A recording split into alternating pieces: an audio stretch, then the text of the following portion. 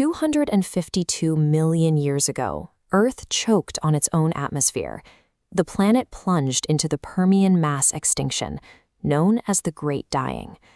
Over hundreds of thousands of years, volcanic eruptions cooked carbon-rich rock layers, releasing massive quantities of methane and carbon dioxide. For millions of years, they lived in the shadows of larger competitors, navigating a landscape of rival reptilian groups. How did a scattered group of small scavengers manage to scale up and become the undisputed terrestrial kings of the planet? They survived because they carried an optimized biological framework. That internal architecture is what allowed them to eventually outscale every other living creature. The first advantage was a highly efficient energy metabolism. Older reptile branches relied on lethargic biological systems that limited their stamina. Early dinosaurs could maintain continuous activity for long stretches. In a recovering environment where food was scarce, they could hunt and forage without burning through their energy reserves. Their second upgrade solved the physics of terrestrial movement. Comparing early terrestrial mechanics, traditional reptiles used a sprawling leg structure, pushing laterally against the earth. Dinosaurs evolved an upright posture, tucking legs directly beneath their bodies. Supporting weight vertically reduced the caloric cost of moving. Every step generated direct forward momentum, making them faster.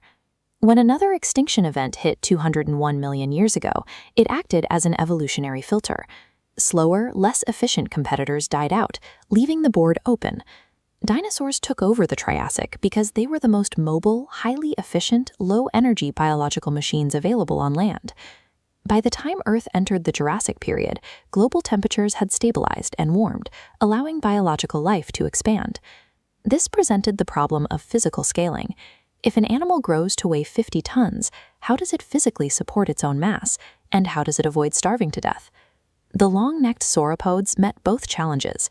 These creatures eventually reached 30 meters in length, rivaling the size of a small commercial aircraft. Their upright posture provided the alignment necessary to channel thousands of pounds of bone and muscle directly into the ground. To fuel that massive architecture, they developed their third major upgrade: continuous digestive systems that operated like industrial processing plants. Instead of relying on complex chewing, sauropods swallowed vegetation whole. Their internal digestive systems worked around the clock, breaking down hundreds of kilograms of plant matter every day to meet their staggering caloric needs. By pairing load-bearing skeletal architecture with massive internal energy processing, they scaled to sizes that had previously been biologically impossible on land. This biological formula yielded a 160 million year reign across the Mesozoic era, making it one of Earth's longest periods of biological dominance. They held this title because their underlying physiological engineering met every demand of the Mesozoic environment. Their breathing, movement, and energy consumption proved so efficient that for 160 million years, no other terrestrial group could displace them.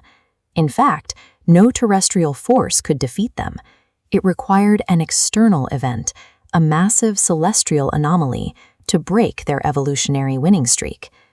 An asteroid 10 kilometers wide, traveling at 20 kilometers a second, struck the Earth at the Yucatan Peninsula. The dinosaur era stands as a record of high-performance biological engineering, a dynasty so resilient it took a planetary reset to end it.